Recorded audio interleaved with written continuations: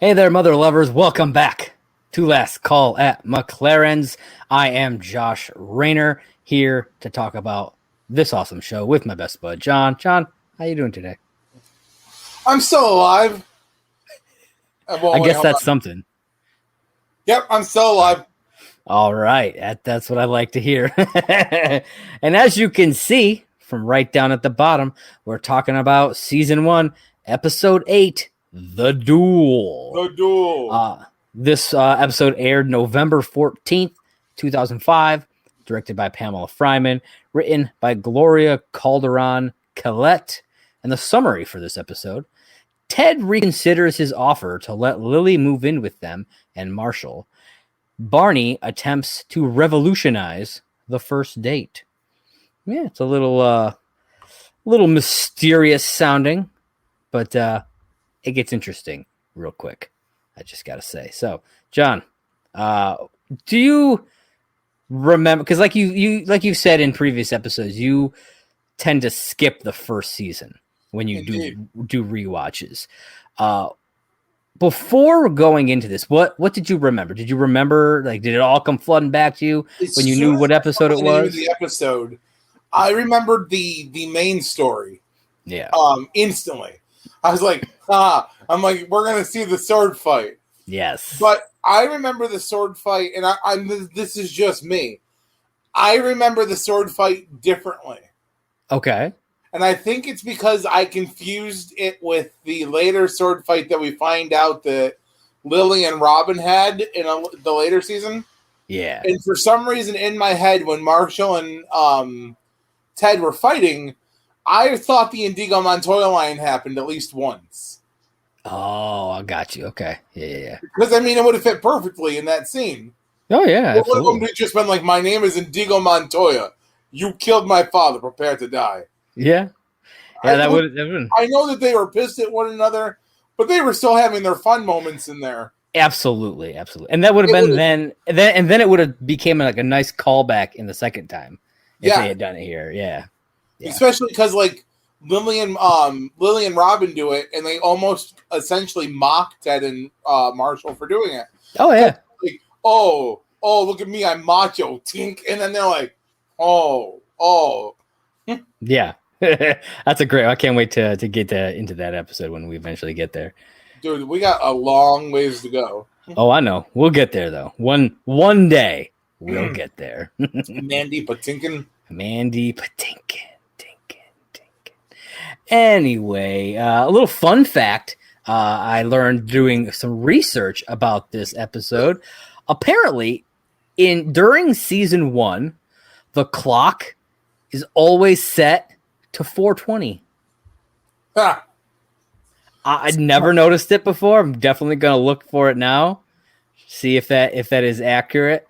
But I think that's pretty damn funny if it's true. It is. It's a future throw out to sandwiches across America. All day, sir. All day. All right. So we start off the episode, future Ted telling his kids about the apartment, all the great memories, including this really old coffee pot he called Sparky, and Shocky, and a pair of swords that are on the wall.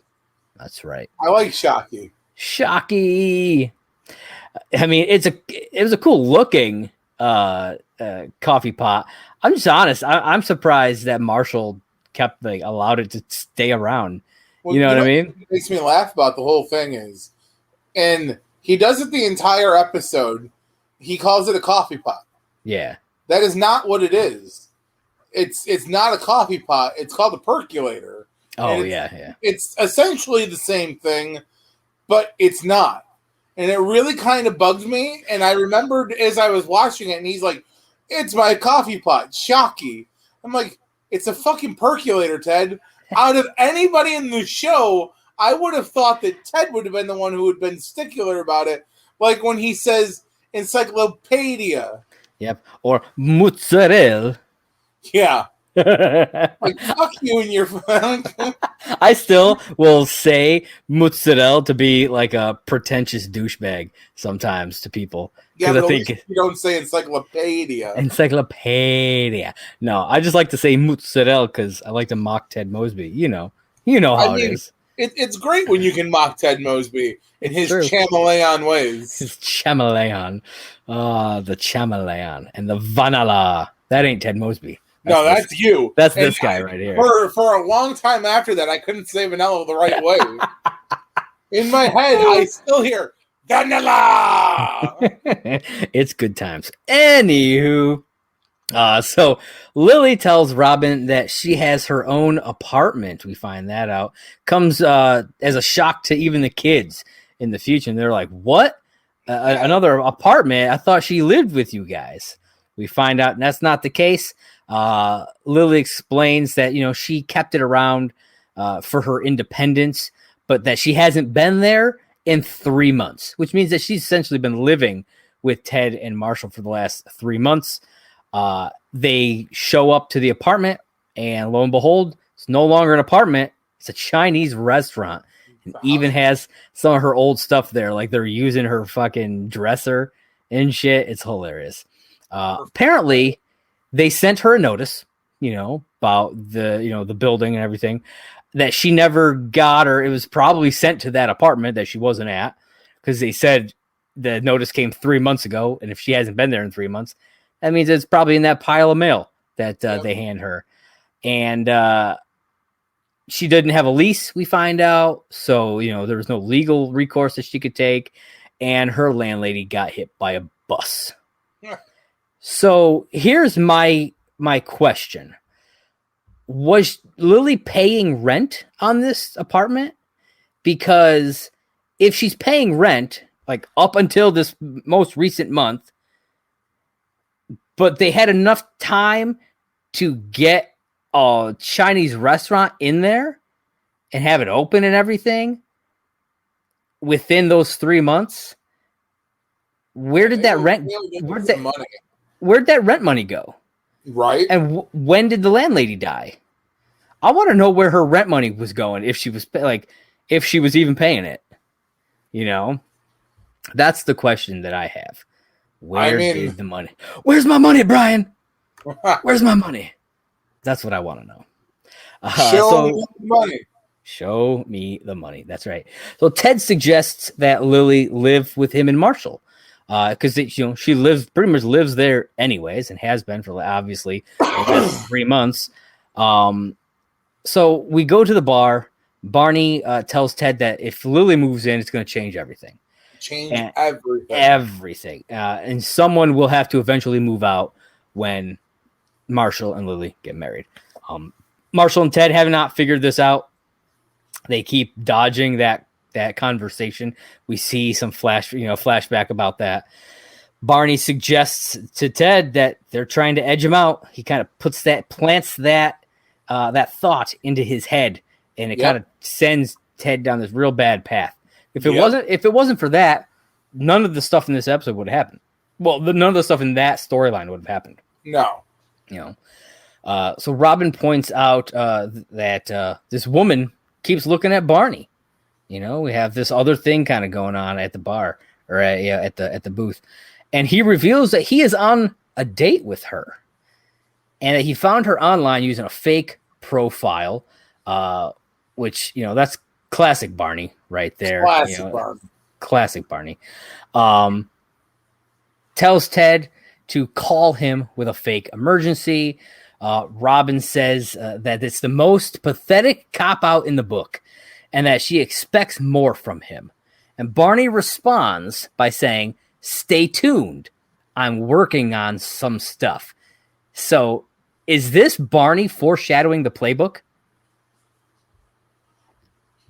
I mean, theoretically, I could see that. Think about it. He's running a play.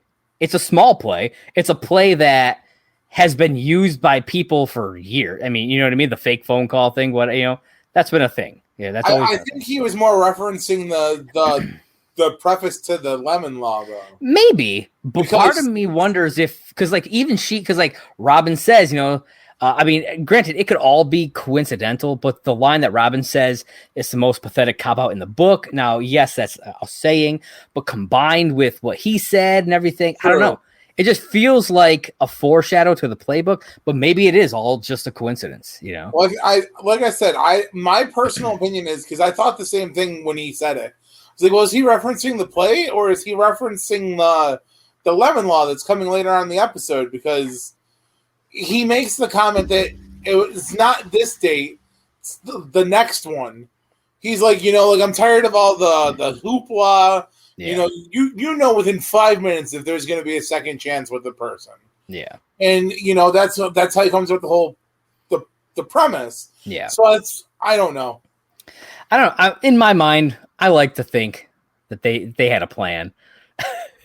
And Dude, Barney was percolating, just like with Shockey, he was percolating this idea. Like it did. It tasted just like rust.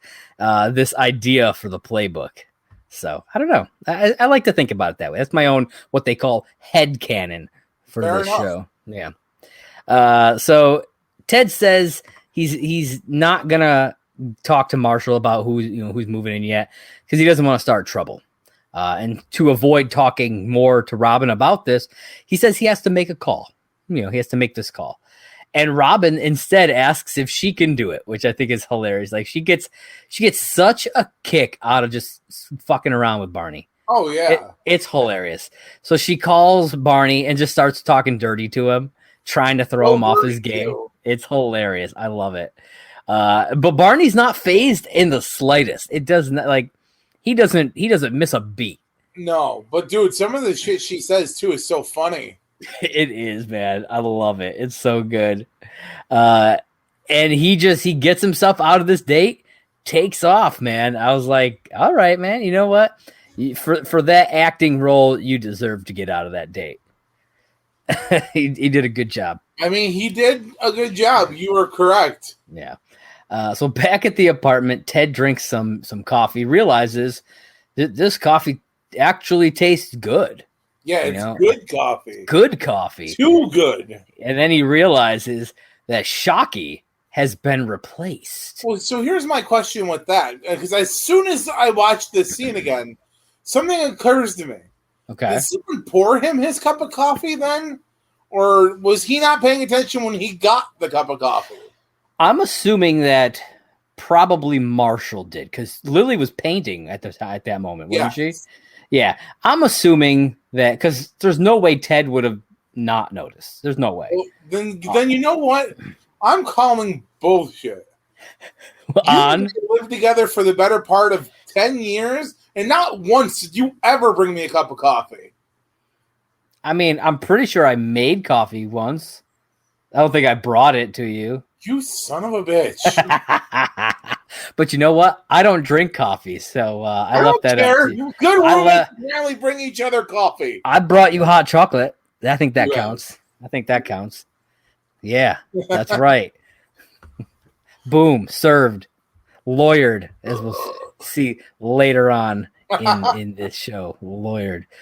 So Ted is obviously upset, but in like a passive aggressive kind of way, he just doesn't really want to confront about it. You know what I mean? He doesn't want to just come out and say, "Hey, why the fuck did you throw my coffee pot," or as John likes to call it, percolator away? Yeah. What the fuck? This was Shockey, Yeah. So he just gets real passive aggressive about it, and Marshall does the same thing. They go back and forth. Barney really got to Ted. I said. You know what the funny thing is watching this episode, me and you have went through a very similar situation to, minus the sword fighting. We have had fights like this where both of us have been at a point where like shit needs to get said, but neither of us wants to say it. Yeah. Which is why I'm glad we're past all that petty bullshit and now we can talk to each other about anything. It's true. Yeah, I feel like any friends who've been friends for, over a decade, you know what I mean? Run into that issue at least once in their time, you know what I mean? I feel like there's no, otherwise, are you really that close of friends? You know what I mean? My jaw still clicks. Clicky, clicky, clicky. And I'm sure there's still a mark on your hand as well. Well, that wasn't a fight. I was going to say that wasn't a fight. That was just some dick swinging around a butcher knife. It was a chef's knife, sir. It was a chef's knife. Get it right. You don't know what I'm talking about. Josh fucking stabbed me. Hey, you know what? Shouldn't have put your hand there, right? You shouldn't have tried to punch my knife. You're right. I shouldn't have put a hand in between the knife and my face. That's true. You shouldn't have. But that's friendship. So we flash to the bar, and Ted is freaking out about being edged out. We then get a scene at the apartment with Lily wanting to hang a painting of hers, the one that we saw her doing earlier in the episode, where she wants to hang it, where she suggests hanging it above the piano where the swords are. Ted's like, but the swords are already there. We've had them for a long time. And he suggests hanging it in Marshall's room. Again, real passive aggressive, kind of a dick move on Ted. And you can see that Marshall is pissed. Oh yeah. You can see it in his face. Jason Segel did a great job of portraying that, in Marshall's face. I thought that was really cool. Then Robin says he should just talk to Marshall before things get out of control. But Barney just eggs Ted on to do something big to show them he ain't going to be edged out. So big. Then we go to Barney's next date, who comes in. He tells Ted and Robin about this new idea that he came up with. And John talked a little bit about it already, called the Lemon Law. You get 5 minutes to decide if you want this date to keep on going. If not, you can break it clean, no hard feelings, or so he thinks. That's the premise of the Lemon Law. The problem is, when no one else knows about the Lemon Law, it's not as clean as he would hope. So, with a quick side note to this, have you ever lemon lawed anybody?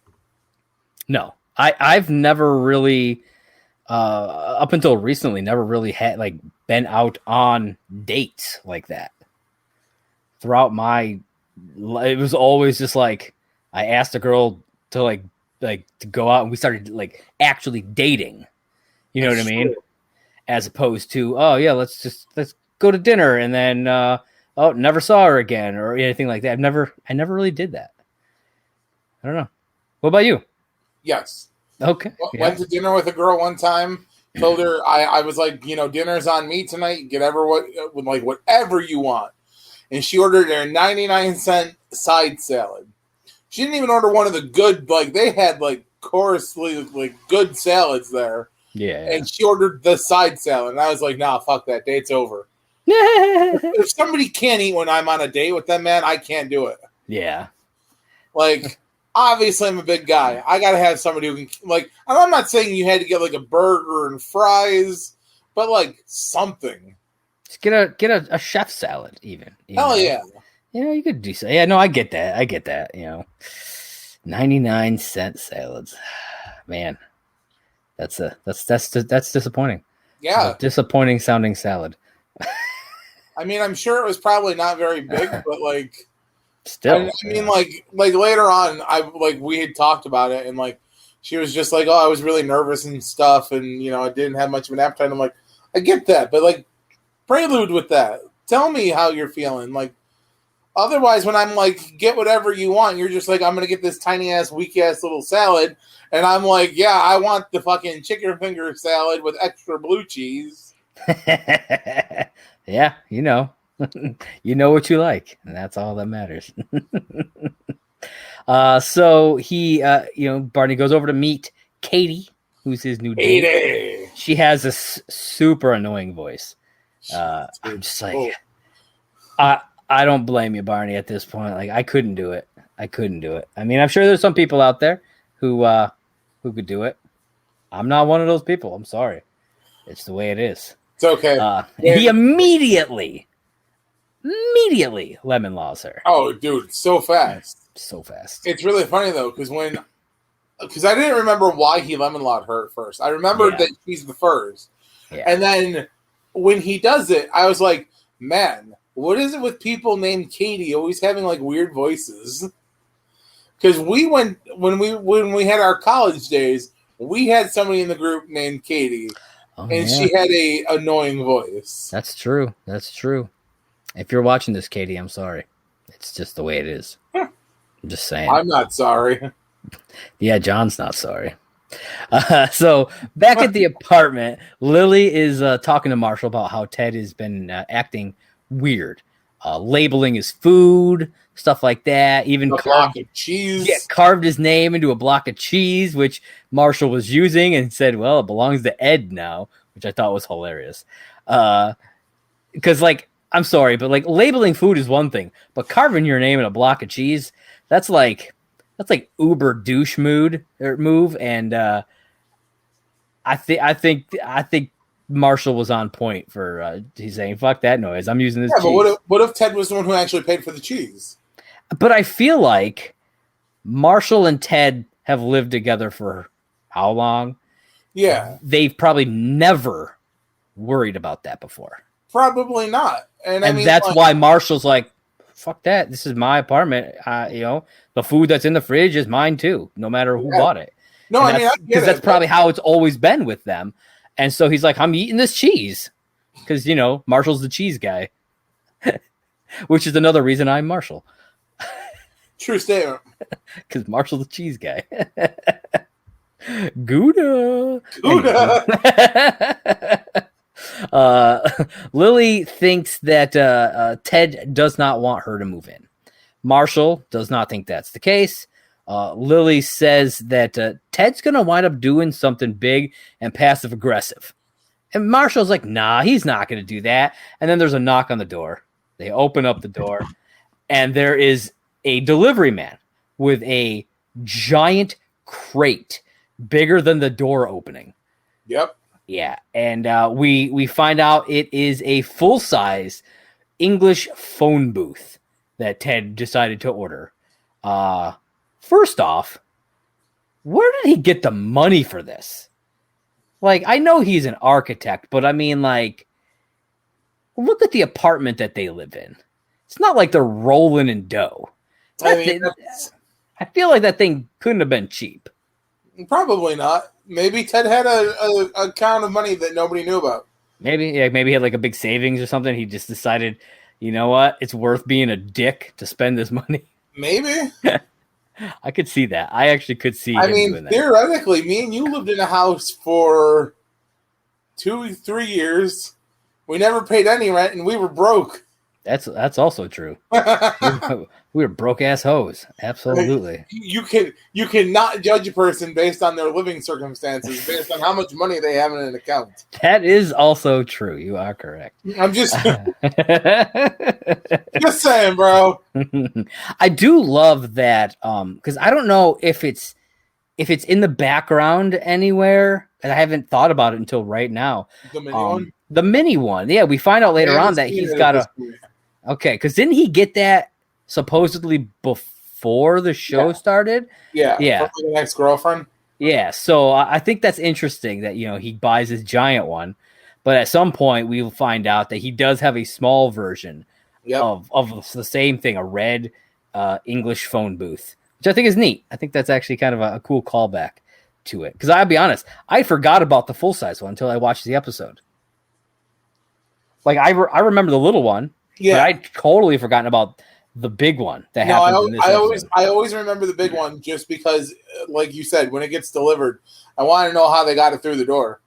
Did they have they probably had to? Yeah, they probably had to take it out of the crate and then like tip it in through the door. It probably was a pain in the ass, and that delivery guy probably didn't get a tip for that. I'm just saying.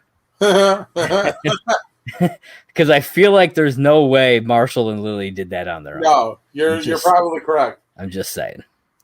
So Marshall and Ted start bickering about the phone booth, and then Marshall takes the swords off the wall, throws them down, hangs up Lily's painting, and Ted not happy with this. Ted goes over, grabs one of the swords, then Marshall picks one up, and then they clink a couple times, and then they just start dueling.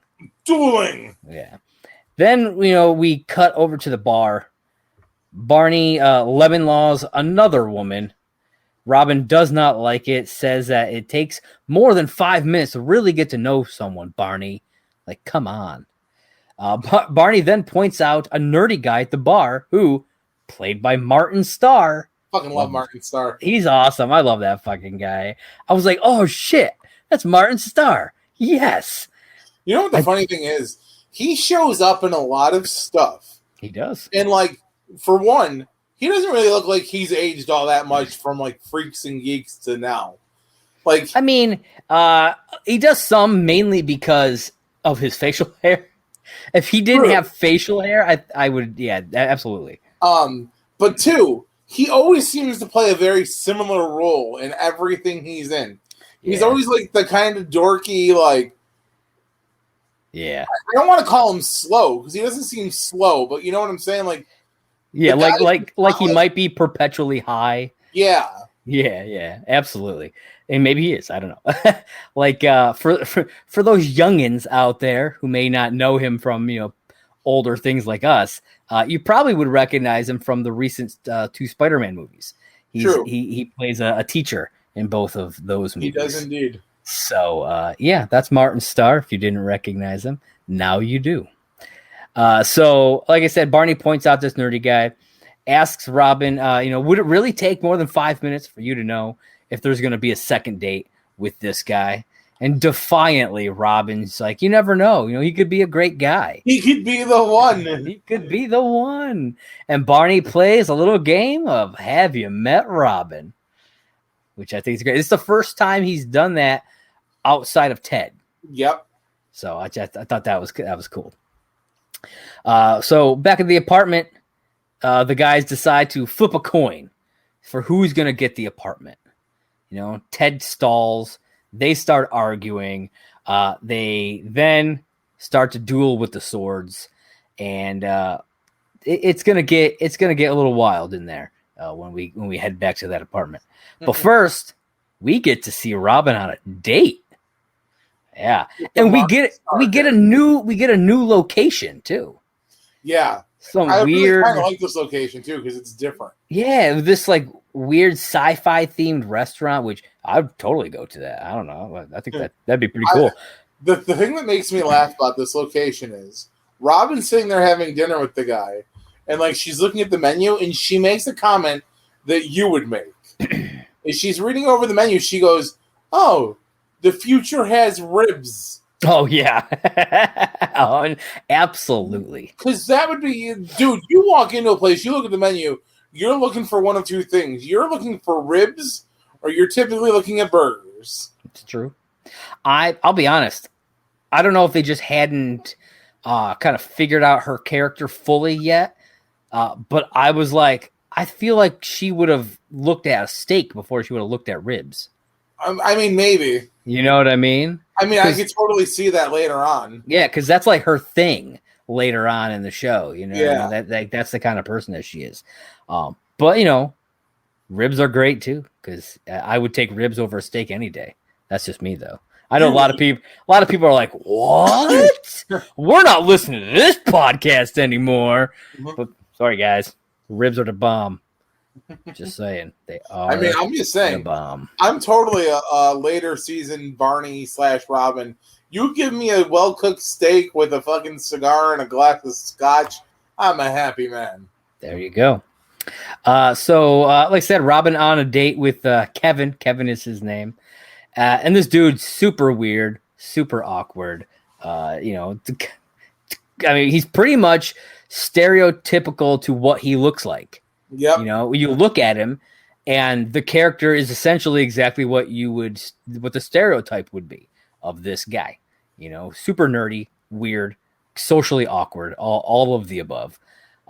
Barney calls her to try to give her an out, so that she can lemon law. On this, she says no, and Kevin thinks that she's just gonna bail. It's like, oh, let me guess, there was some sort of big freak accident, and she's like, no, and so she stays, for now.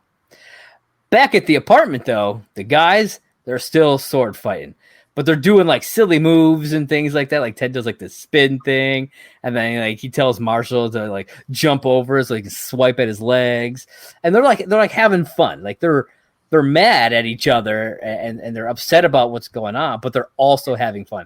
And I feel like that's something that you and I would do 100%, you know? Yeah. But see, me and you did it in different aspects. We didn't have sword fights in the house, but me and you wrestled in the house. That's true. I mean, that's how one of the greatest things in our life came to fruition. That's right, man. You know, CBW. Look it up, folks. Look it up. Go over to Off the Ropes, at Off the Ropes JJ. You can see all kinds of weird stuff over there.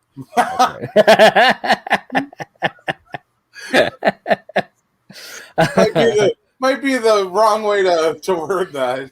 No, it's the perfect way. I'm just saying. So, like I said, you know, they're doing kind of silly stuff. They're half the time they're arguing, half the time they're, you know, having a great time with one another. Then I don't remember if it was Ted or Marshall, but mentions, you know, the first, you know, when they first got the swords, you know, and it was the day that they moved into the apartment. So they flashed to that day. Marshall's on the floor building a table, the coffee table that's there. And you know, Ted is putting the swords up on the wall. We learn that there's a missing screw in the table, and he just puts some wood glue on it, and that sets up what is about to happen in the next scene. Yep. We get back to the present. Lily walks in, and as soon as she comes in, sees them, the table breaks that Marshall is standing on, sends Marshall sailing off toward her, and we hear Lily scream. We don't really know what happened, but we can imagine at that moment what could have happened. We do find out later on, actually specifically in the next scene, that Marshall stabbed Lily with the sword. Oh, yeah. Now, here's my question about that. Yeah. So there's a couple of spots during the sword fight. One specifically, Ted jumps on the table. Yeah. Like, I mean, he literally just, like, jumps up and, like, stomps his feet onto that table. How did the table not break there? Well, if you look at where it broke, so we're facing the TV, we're looking at it. Yeah. It's the side of the table closest to us, but toward the door. Ted was on the opposite side. That is true. I think that's what it was. I think he jumped on it where it had all the screws. Everything was stable. But Marshall stepped, you know, they had been doing a bunch of stuff. It probably weakened it first off.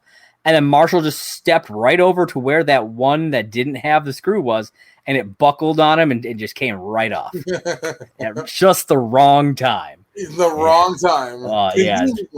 Yeah, just the wrong time. I'm sure the jump onto the table probably didn't help its situation at all. Yeah, I'm sure it loosened it up, you know, loosened up some of that wood glue or whatever. But yeah. So then we're back at the restaurant. Robin gets a call about Lily. And then she tells Kevin that she has to go. Kevin does not believe her that it's real. And he accuses her, you know, of bailing and calls her an insult in Klingon. Which I think is hilarious. And the entire restaurant just gasps. That is what I thought was hilarious. Like, he said it, but then everybody in the restaurant turns and goes, oh! So, like, they all understood it, which I thought was hilarious. He says something like, you have no honor. Something like that, yeah. So, like, they all understood it, which means that they're just all super geeks in that restaurant.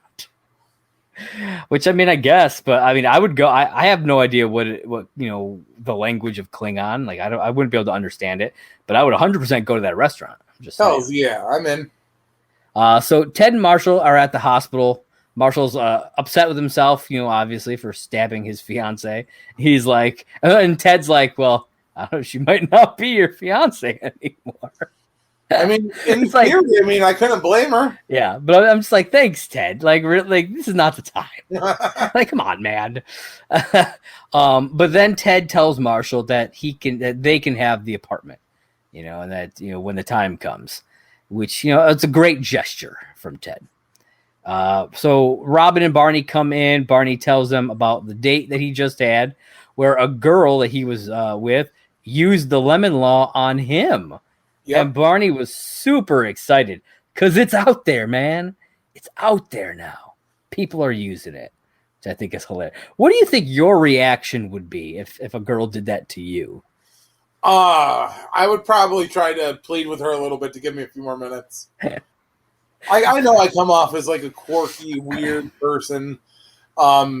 Multiple people have said like I put off a vibe. So like you just gotta give me a few minutes to get past that facade. Yeah, man. Like I feel like meeting new people is just super. Like I'm very introverted, so like meeting new people, I'm always super awkward at first. I would agree, especially in today's society. Like back in the day, you met somebody, it's whatever. Yeah. Like when not to mention names, 2007, 2008, when I met my girlfriend at the time. Yeah. Cell phones weren't huge at the time. They couldn't do what they can do now. Yeah. So, like social media was what it was. But I mean, yeah, if you really wanted to get to know somebody, you still got to know somebody. Yeah. You couldn't just like pick up your cell phone and go figure out everything about that person in a matter of like 10 minutes. Yeah, man, you had to call your PI friend for that. Absolutely. And if Josh wasn't at home, I was fucked. I couldn't just be like, "Oh, Josh, I'm on this date with this girl. Tell me what you can find out." Yeah. All right. Time to kick the dial up on. See what happens here. Kids out there. For those kids out there who don't know what dial up is, that's what we used for the internet. It went through a phone line. This was before the days of the Wi-Fi. Oh, God. We are dating ourselves so bad. Oh, man. That's like a new segment. It's like, for the kids. I mean, this show is from 2005, so, I mean, it makes sense that there's going to be some references that, like, the Gen Zers ain't going to understand. Oh, absolutely. Well, like I said, before a cell phone, when you could literally have, like, a little computer in your pocket that can literally do everything from, I can go on social media, I can do things with this that a computer can do, I can record videos and send them straight to somebody who's halfway across the fucking world. Yeah. Before your cell phone could do that. I mean, I had a cell phone at one point that didn't even have a camera on it. All I could do was call people, and texting wasn't even a very big thing at that time. And if you wanted to text somebody, you couldn't just swipe your finger across the screen. You had to sometimes press the same button 3 times to get a letter. Oh, I hated that. That was some of the worst texting thing. Like, I loved it when I finally got a full keyboard because that was the bomb. Yep. Yeah, man. But, yeah. Those old flip-up phones or, like, the old Nokias. Whew, man. Never again, please. Never again. All right. So, Ted and Marshall go in to see Lily. She tells them that she tells the doctor she wants to see the Knights of the Poorly Constructed Round Table, which I thought was hilarious. I thought it was fucking hilarious. Yeah. And she is pissed. Obviously, Well, I mean, can you blame her? Not at all. These two guys have been acting like children, and they got her stabbed. Like, and she tells them she doesn't even want the apartment. When they get married, she wants to start a new life of their own and not live in that apartment, get their own place. And I get that, it makes total sense. The fact that it's obvious that neither of them were thinking about what Lily might want. Absolutely. It was only about what the two of them wanted. And she was never brought into the conversation, even once during all this, never. Well, the thing that makes me laugh about this whole thing is the whole conversation part of her and Marshall, where she's like, I don't want the apartment. And Marshall's like, but I want it. And Ted's like, I gave it to you. And Marshall's like, but, I was winning the duel. And then Lily's like, but you stabbed me. And Marshall's like, well, at least it didn't go all the way through. And I love how she's like, oh, I'm sorry. Are we having a conversation on how severe you stabbed me? Yeah. And I'm like, yeah, dude, not the time to be like, at least it was a partial stabbing. Yeah, just a like a run-by stabbing, So they all make up and decide to go get some dinner. And Lily knows just the place. They go to the Chinese, House of Dumplings, the Chinese restaurant that wound up was Lily's apartment, which is hilarious. We learn that the glasses that they're drinking out of were Lily's. She bought them at IKEA. Yep, she bought them at IKEA. And there's some music playing. It's Tub Thumping by Chumbawamba. All right, kids. Chumbawamba was a band from back in the early 2000s. They had pretty much one single. It's called Tub Thumping. I get knocked down, but I get up again. You're never going to keep me down. I get knocked down. I highly recommend looking it up. It's a good song. But so they hear that playing overhead, and Marshall's like, I think I put this on a mixed CD one time. No. Marshall goes, that. I love this song. Oh, I haven't heard this in forever. Yeah. And Lily goes, I think this is a tape you made me back in our sophomore year of college. Yeah, that's what it was. And Marshall's like, no. And then, like, as you hear the, hey, Lily, I love you. Happy Valentine's Day. 1998. Yeah. Love that, man. It's like, wow, they just rifled through her stuff. You know, everything. Like, they boxed up some of her stuff. Oh, yeah. But like, they're like, she ain't gonna need these cups. We're gonna take those. Well, that's it. This dresser? Fuck that. We're using it. Oh, this CD? The same spot. Like, yeah. They didn't even move the dresser. No, not even a little bit. So I'm like, okay. But yeah, so that is episode 8, season 1, The Duel. John, what are your thoughts? Great episode. I love that this is like a prelude of a lot of things to come later on with a lot of like, because I mean, it comes back to at one point about the whole who gets the apartment later on. Yeah. And like, there's a point where both of them are planning on moving out and who has to pay for the damages and shit done to the apartment. Yep. And stuff. So, I mean, I love that there's this early tease about it here. Yeah. I love the sword fight because the sword fight is totally something I could see me and you doing. Yeah, absolutely. I mean, we've done that with like other random things. Oh, I'm pretty sure we've done a Nerf sword fight in the house before, as amongst other things as well. Yeah, absolutely. Like I said, that's how the entire CBW came to be. It's true. Just wrestling around the house and decided to take it outside, and it's true. Yeah, I really enjoyed this episode. It's a classic one, you know, with the swords. It's one of those things that you instantly remember is those swords, and just kind of the whole lemon law thing is funny. Even though I'm pretty sure we never get it's never comes up again. Not by name anyway, but I think it happens at least one other time. I'm going to be interested to see if we notice it come back up because we'll definitely talk about it then. It's like, oh shit, there it is. You know what I mean? Because it's such this big thing and it took off. You'd hope they would at least come back at least one other time. You know, just like 4 seasons deep, Barney gets lemon lawed randomly by some girl, or like Ted gets lemon lawed. I'm 95% sure it happens. I do remember it at least happening one more time. But like I said, I don't remember if it happens by name. Okay. Well, yeah, that's the episode, folks. So we do one other part on this show. It's a little segment that we love to call Barney's Blog. That's right. Suit up, bitches. That's right. I said bitches. He didn't say bitches. You know. So this was a very basic entry. No title. Just an entry in the blog with one picture, and that's it. Just a picture. The lemon? Of the lemon law. Yes. I actually saw this. It's a printable version of the lemon law that it's supposed to be so that you can just give it to the person and then you're out.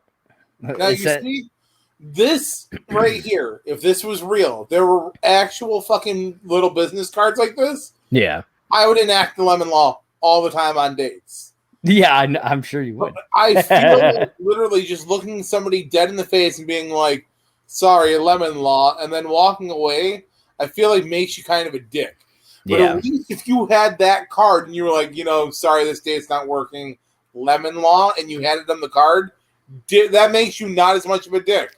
Because at least the card's like, hey, It explains it. Minutes. Yeah, it explains everything to them, And then, hey, they have one that they can then use on someone else if they ever want to. Oh my God, it becomes a game. Yeah, it does, man. It just gets passed around the city, It's kind of hilarious. And it's cool because, like, it has the blog website on the bottom, but it's no longer functional. Like, the actual website is no longer functional. But I think that was kind of cool, barneysblog.com just down there. But yeah, that's literally it. There was no text, no nothing, just that, the lemon law. That's all we got for it. So that was a quick Barney's blog, but there it is, folks. Episode 8 from season 1, The Duel. John, let everybody know where they can find you on the web. I mean, I'm in the same place all the time, right down here. Simply saying J1 on Twitter. It is the Twitter page that follows my personal Twitter followings. The Twitter page that follows your personal Twitter. Yeah, it follows my personal Twitter. Matches up with my what's the word I'm looking for here? My cast podcast. Of the pods. My podcast. Thank you. Called Simply Sane with Jay, the Not Your Mama's podcast, which I haven't done an episode now in like 6 months. Gotta do that. Back to that. Just bust an episode out, man. I mean, I'm trying to get a guest appearance from a certain somebody on the show. All you gotta do is ask. Schedule alignments are rough and shit like that. So yeah, all you gotta do is ask, sir. I'll be there. Fair enough. Yeah. Now hold on, because I got this. I've been working on this. Ladies and gentlemen, if you want to go find Josh, you can find him on Twitter at Josh Raynor. That is JPRAYNOR. Wrong. Go ahead, do it out. You said at Josh Raynor. Well, I mean, man. You can find me on Twitter at JP Raynor. That's JPRAYNOR. And also right down here at Movie Blog Merc. That's the Twitter page for my site, Merc with a Movie Blog. Twitter, if you're watching this on YouTube, you're already on a Merc with a Movie Blog platform. So be sure to subscribe and hit that like button on the video. Also hit that little bell so that you can always be notified whenever I drop new videos. And if you're listening on a podcast platform, leave a review. If you're listening like on Apple Podcasts, leave like a 5-star, 4-star, whatever. If you leave a 5-star review and you actually write something, we will read it on air. We've done that before and we will do it again. So we love to hear from the people anyway. Absolutely. Please do that. Subscribe to the podcast channel as well and hit us up on Twitter. I'm over there at Last Call HIMYM, right down there for all your How I Met Your Mother needs. That's Last Call HIMYM. Also, that same handle on Anchor if you're looking for the audio. So, again, thank you everybody for watching, for listening. This has been Last Call at McLaren's. And John, what do you got for him? You don't have to go home, but you can't listen here. That's right, folks. Have a good one.